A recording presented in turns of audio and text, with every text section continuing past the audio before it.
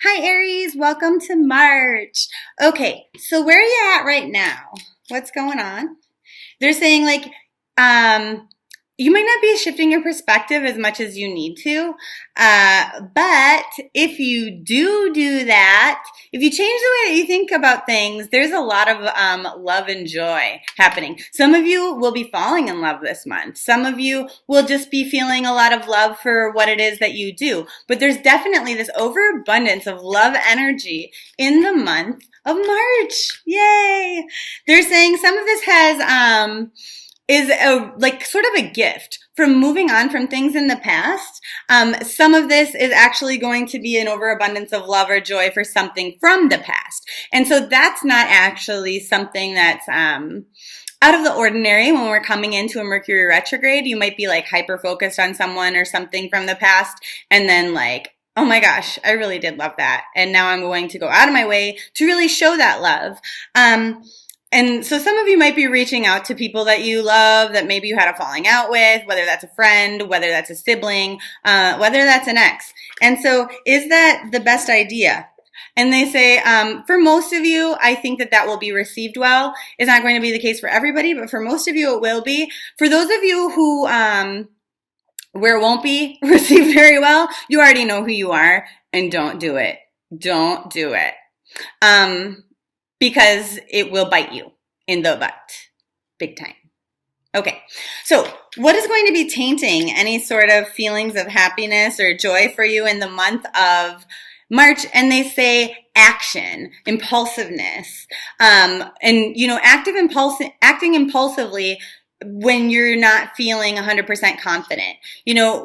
Okay, so for example, let's say I'm not feeling good about myself. So I go to a bar and I get super wasted and I'm feeling like ugly. So I just like hook up with some random person because I want to feel, cared about or sexy or beautiful. And then I regret it the next day. It's that kind of an energy. It might not be something so extreme, but you might do something impulsively. It could be something, like reaching out to somebody that is just going to make you feel sad instead of feeling loved.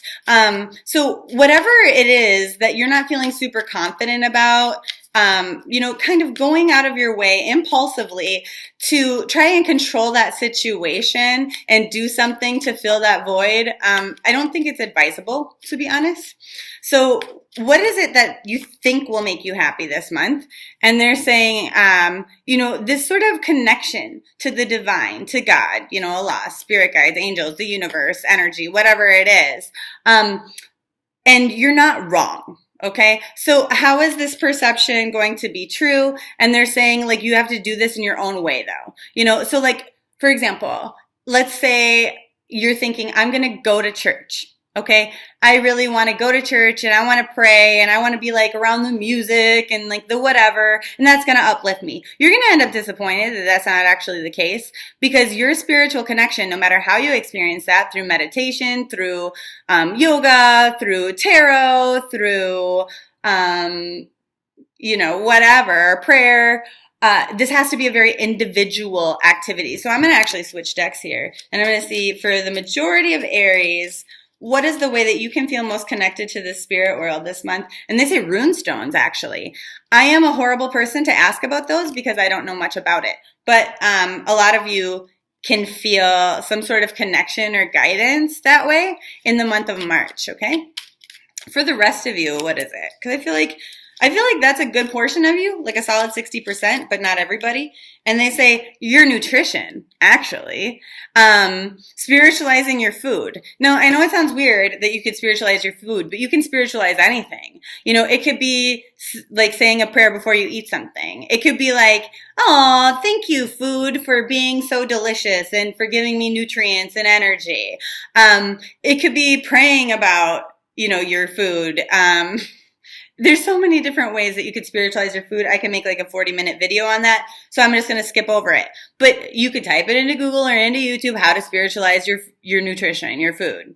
I'm sure that somebody's made a blog post somewhere about spiritual foods to eat, or foods that increase your psychic development, stuff like that. Organic food. Oh my God. Okay, anyway. How is your perception false that, a deeper spiritual connection is going to help you achieve more happiness this month?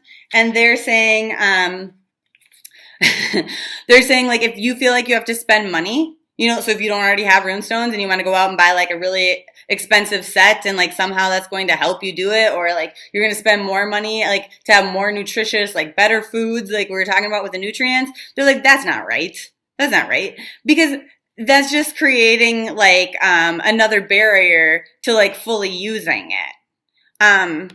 So that's an interesting way to think about things. They're saying like, because whatever it is, if it's not something you can do already, it's not a habit that you're going to be able to sustain. And then it becomes that kind of more impulsive energy that we were talking about.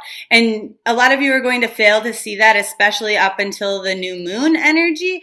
But they're saying like, be really realistic and honest with yourself about that. Like if you're saying, you know what? Yeah, I do need to connect to spirit. I'm going to go like buy all these healthy foods and see if that helps. And I'm going to like go get these like really fancy like engraved rune stones and I'm going to put it on my list of things to do every day. Like honestly, you're not going to keep up with it. And so they're saying like the bigger thing for you guys is just moving away from things that don't work for you anymore. Realizing what it is we need to leave in our past and what it is we need to move forward with. Kind of like I mentioned previous, that stop, drop, roll reading. What do I need to stop doing? What do I need to drop from my life? And what do I need to roll with in the month of March? Okay, so what's actually going to make you the most happy in the month of March? And they're saying endings, completion, wrapping things up, tying them in a pretty little bow, and then, putting them in the garbage. Just like tying up loose ends, saying, this is done. I'm finished with this. Moving on from relationships. Maybe you've got a stack of papers on your table and just going through them really quick, filing what you need to, paying the bills you need to, and then throwing all of that documentation into the trash or scanning it into your computer so you can get those papers off your table. Completing little things is going to be huge for your level of happiness. And it's also going to make you feel more confident because now you're succeeding at something. Writing it down on a piece of paper and then checking those things off is going to be huge. If you, for example, if you have a hard time like getting up and at it in the morning, have like the first three things on a checklist that you might create be get up, brush your teeth, and get dressed. So straight away in the morning, those three things, you can cross them off your list and you can feel successful that you already did 3 out of 10 things you decided, right? And so that'll boost your confidence and give you like more motivation to continue to carry forward and not make impulsive other decisions like, I'm going to just like lay on the couch in my pajamas and watch Netflix instead of going to work. They're saying some of you have the capacity to do that because you're not feeling your most vibrant, fiery self. Aries are super confident and they radiate like a lot of this like sexy, funny, like intriguing, interesting energy that other people want to be around. Like people perceive you to be so fun and like something in a lot of you might have shifted or switched or changed. And, but then you're kind of like, no, it hasn't shifted or switched or changed. I'm just finally feeling the effects of this bullshit I've been dragging like in my subconscious for a long time. And so they're saying, wrap that up. Identify what the problems are, how you're feeling, why you're feeling that way, and then cut those things out of your life, manipulate or change them. So now you can move on from that energy and fully embrace your happiness. A lot of you feel like good things aren't coming to you. You're feeling hopeless. And part of the reason why is because you haven't totally shifted your perception to say, okay, well, that was then. And like the future is not dictated by the past. Like, I mean, sometimes it is, right? But like, it doesn't have to necessarily dictate the past. We can only focus like on today and what we're going to do next. Like the past happened, we can't go backwards. So that's done. Wrap it up, throw it away. And now let's move forward with what we have. So forces that are at play outside of your control in favor of your happiness that will bring you happiness is like, if you stand here and you look at things objectively and you remove your feelings from it, especially around the week of the new moon, for whatever reason, the new moon is going to be huge for a lot of signs this month. If you stand there and you look like, far past where you typically do, which might be like just your friendships or your job. You kind of like cast a bigger net and you're looking out there at like potential opportunities or like, what exists beyond the usual for you, that can bring you a lot of joy and happiness. It can bring you a lot of emotional fulfillment. You might be so focused on one specific thing in your life, and then when you kind of like broaden your horizons a little bit by doing so, you could experience a lot of joy and happiness, and new opportunities can come into your life, new people. But this is and you kind of get some of your confidence back. And I feel like a lot of this is done by, not necessarily judging other people, but looking at other people and saying, okay, so I have this, I'm feeling like garbage right now because of some recent failure, but now I'm going to kind of expand my awareness, and I'm going to look at my friend Joe. And Joe, used to be on drugs, and he used to be all these horrible things. And now he's a billionaire, and he's super happy, and he's married to the right person, and blah, blah, blah. And so you kind of broaden your view. And so you go, okay, they can do it. Why can't I? Totally can. So then things that are kind of going to be working against your happiness but are out of your control this month. And they say this overflowing love energy, whether you're ready for it or not, it might kind of come into your life. This energy of falling in love with something. And so it's in your better interest, especially leading up to that new moon, like I talked about, to put a finality, close the door, close the lid on a box or something, and just put it to the side so that that's not shit that'll kind of flare up and cause you problems later in this love energy. So let's say you're feeling a lot of love and joy in a career, okay? But then for whatever reason, you need to have a certain credit score, okay? Or to maintain your security clearance, or to work at a bank or something like that. And so maybe you've been putting off, paying something that's late, or turning in paperwork, and it's affecting you negatively. Well, okay, I might love this, but maybe I'll lose it because I didn't tie those things up. Or conversely, maybe I'm going to walk into this new awesome relationship and fall madly in love with somebody, but because I didn't, assert a boundary and say, you know what, I'm not going to deal with my ex anymore. They text me sometimes, and I sometimes engage in that. If you didn't block them or something, that might flare up at the exact wrong time and cause some damage to that new relationship. And so it's okay, I'm going to get closure on certain things. I'm going to close them up, put them in a box, throw them away. That's done. That's the past. So I can step into this new awesome lovey energy.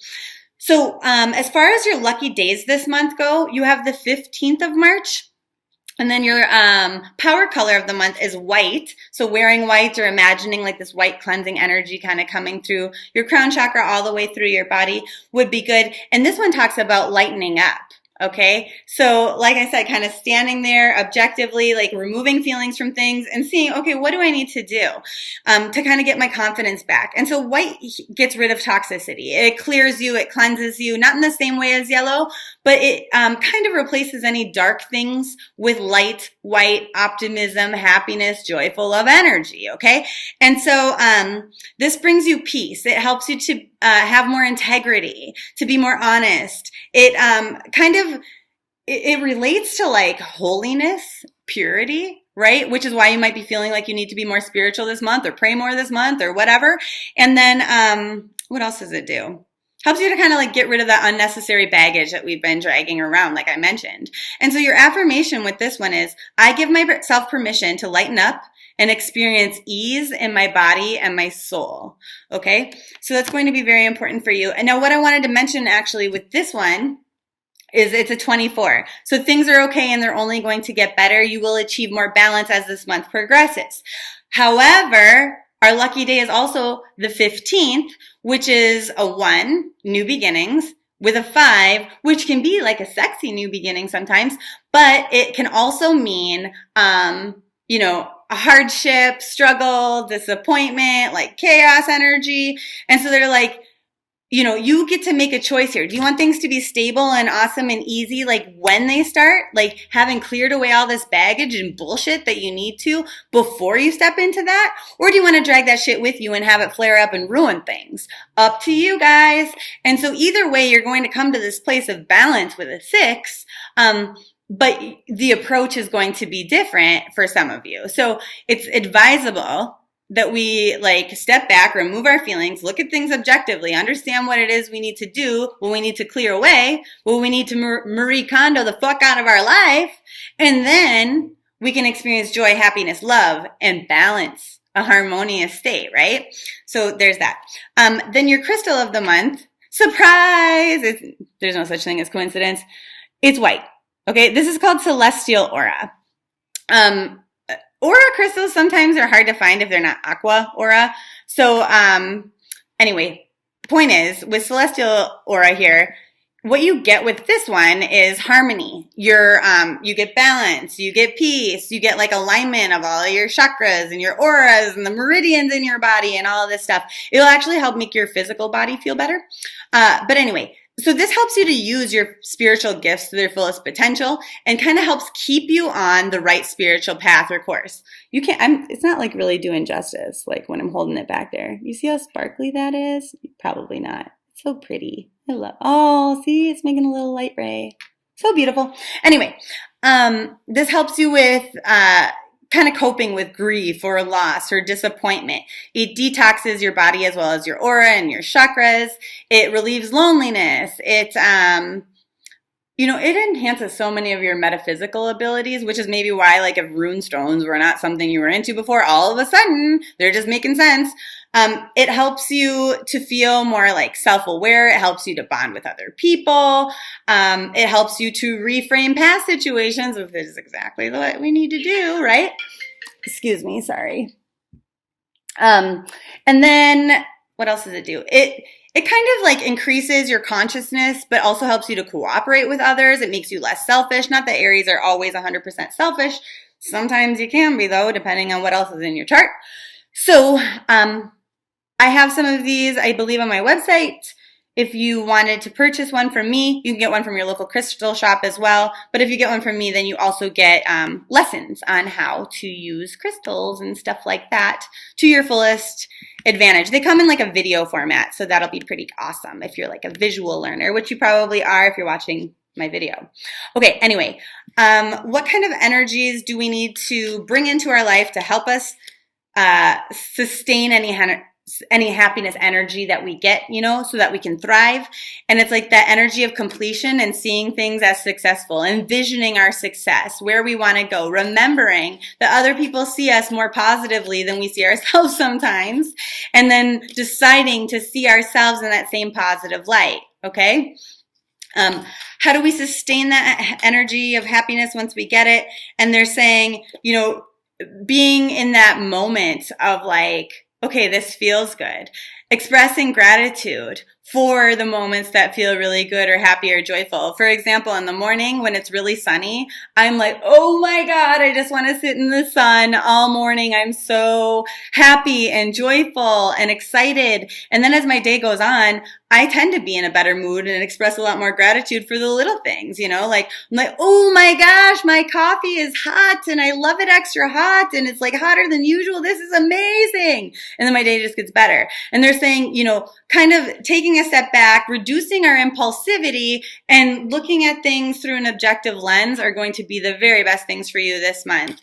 March overall, in a nutshell, anything we missed, they're saying, okay, so obviously, if we're not feeling super confident and awesome like we typically do as an Aries, something's out of whack, something's out of balance, even though other people are giving us love and, like they're giving us compliments and, they're saying things that make us feel good about ourselves. We're not internalizing it. And so they're saying being open to receive all of those things, like, is not the issue, which is great because that's what a lot of other people do is they push, these gifts away. But basically, for you, it's about believing it. If somebody gives you a compliment that, hey, you look really great, like, you're looking super beautiful or super handsome today. If you just say, oh, thanks, but you really need to believe it. You're like, yeah, you know what, I do. I mean, don't say that out loud. And then everybody's like, you're an arrogant prick. But, I mean, go look in the mirror and be like, you know what, they're right. Or if somebody says, hey, you're really good at this or you're really smart, feel, you know what? Actually, yeah, Because that's how we're going to increase our confidence and our happiness and our joy in a better way than being impulsive and kind of like seeking out a destructive way to replace, the feelings that we need to feel that we aren't feeling in the beginning of this month leading up to that new moon. So that is your March. I love you so much. Have the best March ever.